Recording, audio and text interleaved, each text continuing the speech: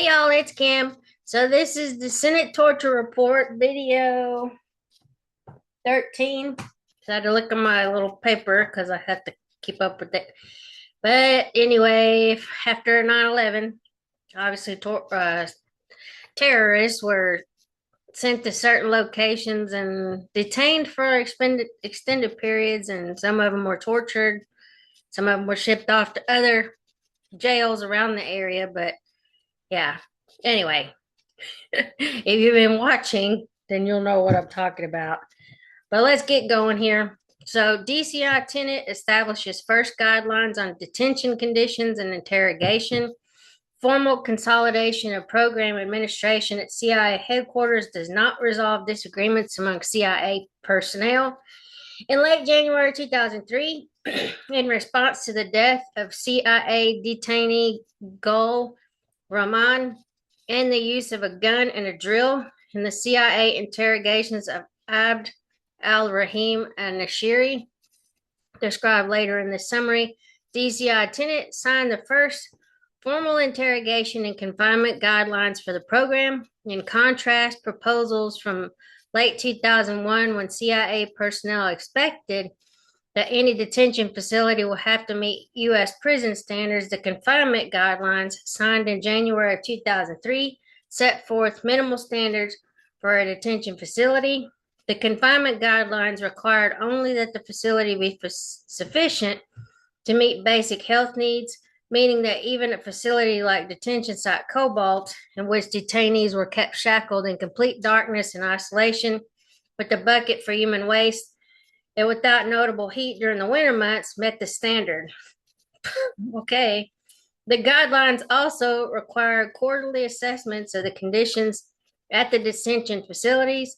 The first quarterly review of detention facilities covered the period from January 2003 to April of 2003 and examined conditions at detention site Cobalt as well as a detention site Blue in a different country.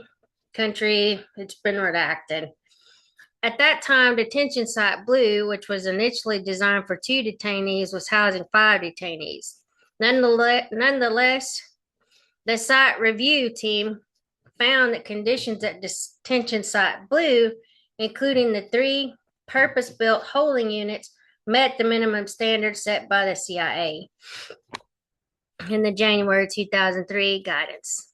Detainees receive biweekly medical evaluations, brush their teeth once a day, wash their hands prior to each meal, and could bathe once a week. Amenities such as solid food, clothing, sweatshirts, sweatpants, and slippers, reading materials, prayer rugs, and Korans were available depending on the detainee's degree of cooperation with interrogators. The first quarter 2003 review also found the conditions at detention site Cobalt satisfy the January 2003 guidance, citing significant improvements such as space heaters and weekly medical evaluations. The review noted that a new facility was under construction in country to replace detention site Cobalt, and that this new detention facility, detention site Orange, will be a quantum leap forward because it will incorporate heating and air conditioning, conventional plumbing, appropriate lighting, shower, and laundry facilities. Detention site Orange opened in redacted of 2004. Although some of the cells at detention site Orange included plumbing, detainees undergoing interrogation were kept in smaller cells with waste buckets rather than toilet facilities. The DCI's January 2003 interrogation guidelines listed 12 enhanced techniques that could be used with prior approval of the director of CTC, including 2, use of diapers for prolonged periods and the abdominal slap that had not been evaluated by the OLC. The enhanced techniques were only to be employed by approved interrogators for use with the specific detainee. The guidelines also identified standard techniques, including sleep deprivation up to 72 hours, reduced caloric intake, use of loud music, isolation, and the use of diapers, generally not to exceed 72 hours. that required advanced, that required advance approval whenever feasible and directed that their use be documented. The standard techniques were described as techniques that do not incorporate physical or substantial psychological pressure. The guidelines provided no description or further limitations on the use of either the enhanced or standard interrogation techniques. Although the DCI interrogation guidelines were prepared as a reaction to the death of Gul Rahman and the use of unauthorized interrogation techniques on Abd al-Rahim al-Nashari, they did not reference all interrogation practices that have been employed at CIA detention sites. The guidelines, for example, did not address whether interrogation techniques such as the rough takedown, the use of cold water showers, and prolonged light deprivation were prohibited. In addition, by requiring advanced approval of standard techniques whenever feasible, the guidelines allowed CIA officers significant amount of discretion to determine who could be subjected to the CIA standard interrogation techniques, when those techniques could be applied, and when it was not feasible to request advance approval from CIA headquarters. Thus, consistent with the interrogation guidelines throughout much of 2003, CIA officers, including personnel not trained in interrogation, could, at their discretion, strip a detainee naked, shackle him in the standing position for up to 72 hours, and douse the detainees repeatedly with cold water. Without approval from the CIA headquarters, if those officers judged CIA headquarters approval was not feasible. In practice, CIA personnel routinely applied these types of interrogation techniques without obtaining prior approval. Wow.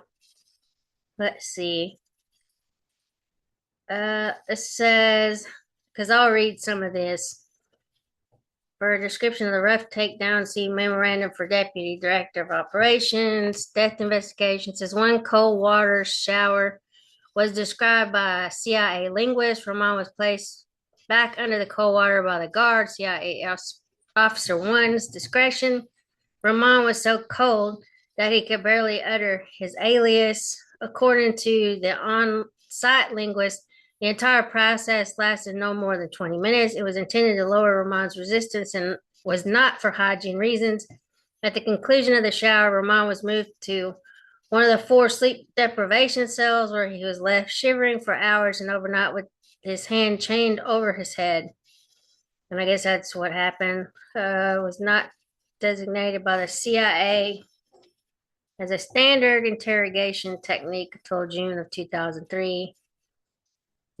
Anyway, the DCI interrogation guidelines also included the first requirements related to record keeping, instructing that for each interrogation section in which an enhanced technique is employed, the field prepare a substantially contemporaneous record setting forth the nature and duration of each such technique employed, the identities of those present, and a citation to the required headquarters approval cable. In practice, these guidelines were not followed. And of course, I'm sure nobody was held accountable. That's typical. But anyway, we're dealing with the government. Okay, so there were also administrative changes to the program. As noted, on December 3rd, 2002, CTC's renditions group formally assumed responsibility for the management and maintenance of all CIA detainees and interrogation facilities. Prior to that time, the interrogation program was joined at the hip with CTC's Alex station, according to CTC Legal, although another CTC attorney who is directly involved with the program informed the CIA OIG that she was never sure what group in CTC was responsible for interrogation activities, even after the formal designation of the CIA's rendition group. Tensions continued, particularly between CTC personnel who supported Swigert and Dunbar's continued role and the renditions group, which designated redacted, and there's a bunch of stuff in here, Let's see. Sorry. Yeah. Was designated redacted as the CIA's chief interrogator. As late as June 2003, Swigert and Dunbar, operating outside of the direct management of the renditions group, were deployed to Detention Site Blue to both interrogate and conduct psychological reviews of detainees. The dispute extended to interrogation practices. The renditions group leadership considered the water board, which chief of interrogations redacted was not certified to use, as life-threatening, and complained to the OIG that some CIA officers in the Directorate of Operations believed that as a result, the renditions group was running a sissified interrogation program. At the same time, CIA CTC personnel criticized the renditions group and redacted for their use of painful stress positions as well as for the conditions at detention site Cobalt. I just wanted to see what was in here. It was detailed in the study. The process put in place by the CIA in early 2003 explicitly required record keeping. Nature and duration of each technique employed, the identities of those present, and a citation to the required headquarters, approved cable. Okay, it's not really, I figured it was going to have the names of some of the people that it was done that way. Okay, so where am I at? This right here. Okay, so there were also concerns about possible conflicts of interest related to the contractors Swigert and Dunbar. On January 30th, 2003, a cable from CIA headquarters stated that the individual at the interrogation site who administers the techniques is not the same person who issues the psychological assessment of record, and that only a staff psychologist, not a contractor, could issue an assessment of record. In June 2003, however, Swigert and Dunbar were deployed to Detention Site Blue to interrogate KSM, as well as to assess KSM's psychological stability and resistance posture. As described later in the summary, the contractors had earlier subjected KSM to the waterboard and other CIA enhanced interrogation techniques. The decision to send the contract psychologist to Detention Site Blue prompted an OMS psychologist to write to OMS leadership that any data collected by them from detainees with whom they previously interacted as interrogators will always be suspect. Redacted OMS then informed the management of the renditions group that no professional in the field would credit Swigert and Dunbar's later judgments as psychologists assessing the subjects of their enhanced measures. At the end of their deployment in June 2003, Swigert and Dunbar provided their assessment of KSM and recommended that he should be evaluated on a monthly basis by an experienced interrogator known to him, who would assess how forthcoming he is and remind him that there are differing consequences for cooperating or not cooperating.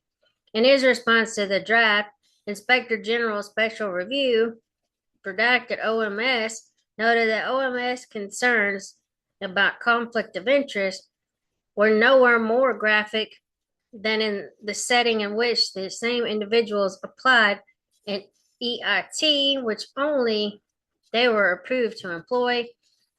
Judged both its effectiveness and detainee resilience, and implicitly proposed continued use of the technique. Had a daily compensation reported to be $1,800 a day, or 4 times that of interrogators who could not use the technique. The detention and interrogation of Abd al-Rahim al-Nashari, CIA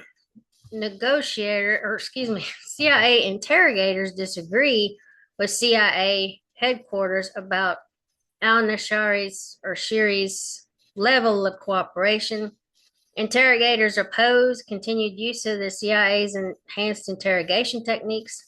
Abd al-Rahim al-Nashari, assessed by the CIA to be an Al-Qaeda terrorist operations planner who was intimately involved in planning both the USS Cole bombing and the 1998 East Africa U.S. Embassy bombings, was captured in the United Arab Emirates in mid-October 2002.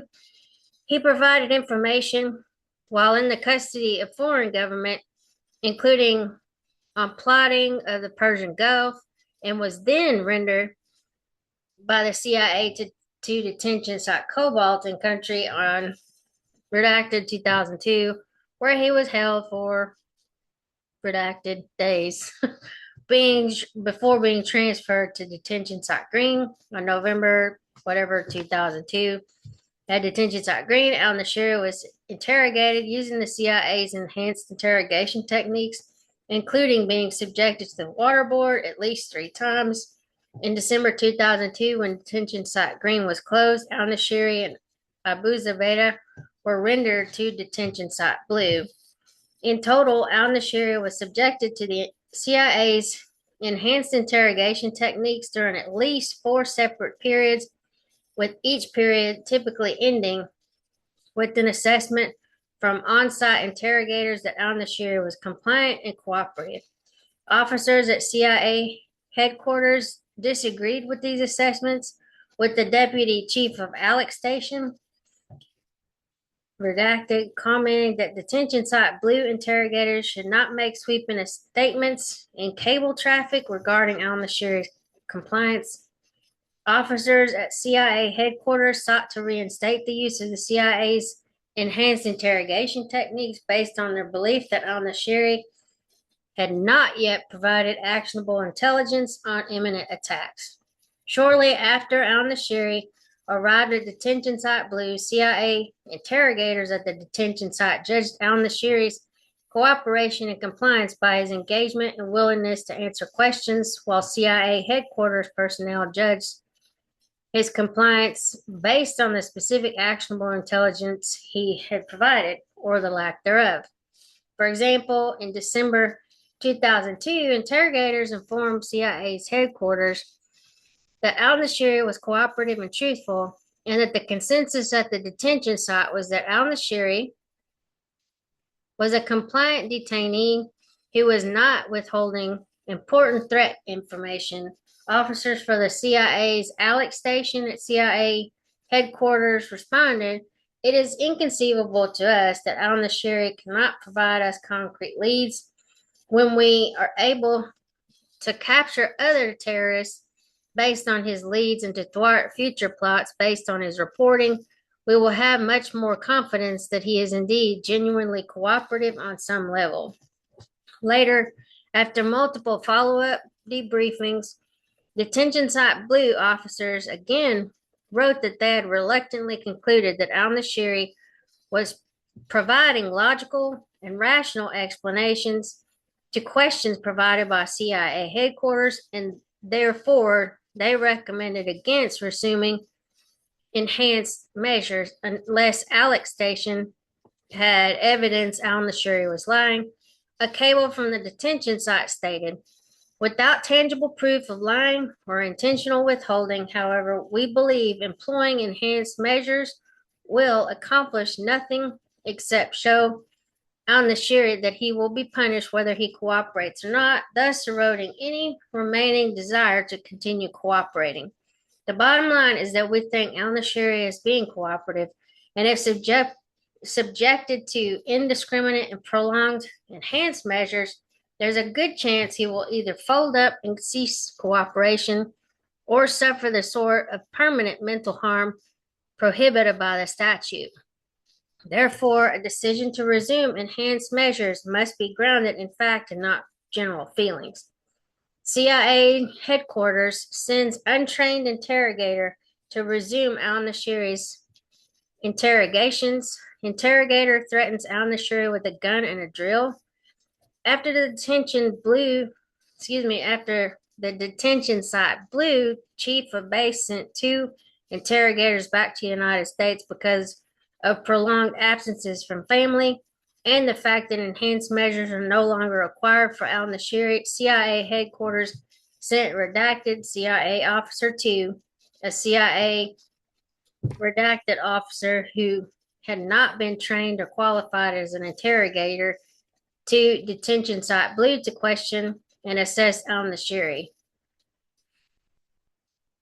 In late December 2002, following a meeting at CIA headquarters to discuss resuming the use of CIA's enhanced interrogation techniques against al-Nashiri, redacted, the chief of RDG, the entity that managed the CIA's detention and interrogation program, objected to sending CIA Officer 2 to the detention site because he had not been through the interrogation training and because redacted had heard from some colleagues that CIA Officer 2 was too confident, had a temper, and had some security issues. Redacted later learned from the CIA officials that CTC Chief of Operations Redacted wanted redacted, the CIA Officer 2, at Detention Site Blue over the holidays. Redacted told the Office of Inspector General that his assessment is that the agency management felt that the RDG interrogators were being too lenient with al-Nashiri and that redacted CIA Officer 2 was sent to Detention Site Blue to fix the situation. Redacted CIA Officer 2 arrived at Detention Site Blue on December 2002, and the CIA resumed the use of its enhanced interrogation techniques on al-Nashiri shortly thereafter, despite the fact that CIA Officer 2 had not been trained, certified, or approved to use the CIA's enhanced interrogation techniques. Redacted, CIA Officer 2 wrote in a cable to CIA headquarters that al-Nashiri responds well to harsh treatment and suggested that the interrogators continue to administer various degrees of mild punishment, but still allow for a small degree of hope by introducing some minute rewards. And it was later learned that during these interrogation sessions, CIA Officer 2, with the permission and participation of Detention Site Blue Chief of Base, who also had not been trained and qualified as an interrogator, used a series of unauthorized interrogation techniques against al-Nashiri. For example, CIA Officer 2 placed al-Nashiri in a standing stress position with his hands affixed over his head for approximately 2.5 days. Later, during the course of al-Nashiri's debriefings, while he was blindfolded, CIA Officer 2 placed a pistol near al-Nashiri's head and operated a coreless drill near al-Nashiri's body. Al-Nashiri did not provide any additional threat information during or after these interrogations. That's kind of crazy. Let's see. Okay, so let's look at this. It says memorandum from ADDO, and I guess it's assistant, and then DDO, dated January 22nd, 2003, and in April 12th, 2007, Senate Select Committee on Intelligence hearing, Senator Carl Levin asked the CIA director if the CIA disputed allegations in an international committee of the Red Cross report that suggested CIA detainees were placed in prolonged stress standing positions, naked arms chained above their head. The CIA director responded, not above the head. Stress positions are part of the EITs, and nakedness were part of the EIT, Senator. I guess they didn't say anything more about that with the gun and the drill. That's what I was looking for. Okay, I'll probably stop after this one. But based on a report from CTC, the CIA Office of Inspector General conducted a review of these interrogation incidents and issued a report of investigation in the fall of 2003. The Office of Inspector General later described additional allegations of unauthorized techniques used against al-Nashiri by CIA Officer 2 and other interrogators, including slapping al-Nashiri multiple times on the back of the head during interrogations, implying that his mother would be brought before him and sexually abused, blowing cigar smoke in Al Nashiri's face, giving Al Nashiri a forced bath using a stiff brush, and using improved stress positions that cause cuts and bruises, resulting in the intervention of a medical officer who was convinced that Al Nashiri's shoulder would be dislocated using the stress positions. And when interviewed by the Office of Inspector General, the detention site blue chief of base stated he did not object to using the gun and drill in the interrogations because he believed CIA Officer 2 was sent from CIA headquarters to resolve the matter of Al Nashiri's cooperation, and that he believed CIA Officer 2 had permission to use the interrogation techniques. The chief of base added that his own on-site approval was based on this and the pressure he felt from headquarters to obtain imminent threat information from Al Nashiri on 9/11 style attacks. In April 2004, CIA officer and the chief of base were disciplined. Oh, that's good to know. Anyway, I will talk to you guys later. If I don't see you, have a good weekend. I might be back on tomorrow, but we'll just see how it goes. Because tomorrow's Saturday. Usually we run around and do our errands, but my husband has something to do this weekend, so I might be able to do some more. But anyway, I'll talk to y'all later. Bye.